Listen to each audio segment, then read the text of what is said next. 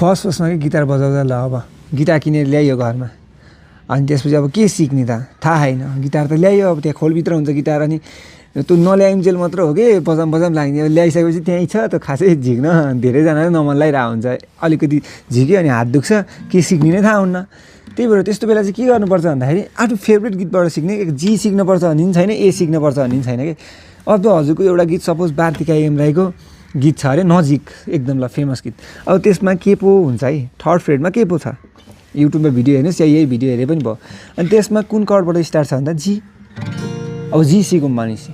यदि अरू कुनै गीत छ त्यसमा एबाट स्टार्ट हुन्छ कतै अर्को ठाउँमा के पो लाएर भने त्यो सिक्नुहोस् या के पो नलाइ छ भने त्यो सिक्नुहोस् हजुरको मर्जी केही पनि रुलै छैन क्या अनि त्यसपछि जीको यो अम्ला हाल्न सिक्नुहोस् है म अहिले अब जीको अम्ला कसरी हाल्ने चाहिँ भन्दिनँ किनकि भिडियो लामो हुन्छ परेमा सोध्नु होला या युट्युबतिर टन्नै भिडियो छ अनि त्यसपछि भनेको राइट ह्यान्ड अब राइट ह्यान्डमा यो हाल्न पहिला यस्तो हुन्छ मिल्दैन क्या अनि त्यही पनि ट्राई गर्नु क्या नछोड्नु क्या अनि त्यसपछि अब राइट ह्यान्डको कुरा आयो यस्तो अब त्यो गीतमा कस्तो छ भन्दा यस्तो सुन्नुहोस् पहिला गीत राम्रोसँग अनि त्यहाँ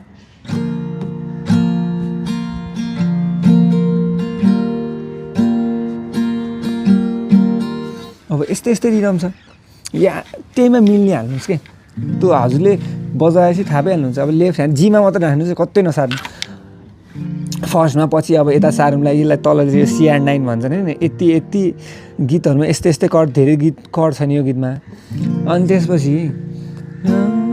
down up up down down up down down up up down down up down down up up down down up down down up up down down up यति गर्नुहोस् दिनको कति आधी घन्टा पनि पर्दैन 20 देखि 30 मिनट अनि त्यति गरेपछि हजुरले एक हप्तामा यो जी हालेर यो बजाउने हुनुहुन्छ हात दुख्छ त्यसपछि यस्तो हुन्छ फर्स्टमा हात नहातिनुहोस् हुन्छ सबैको हुन्छ अनि त्यसपछि बज्छ है गीत चाहिँ ल धन्यवाद।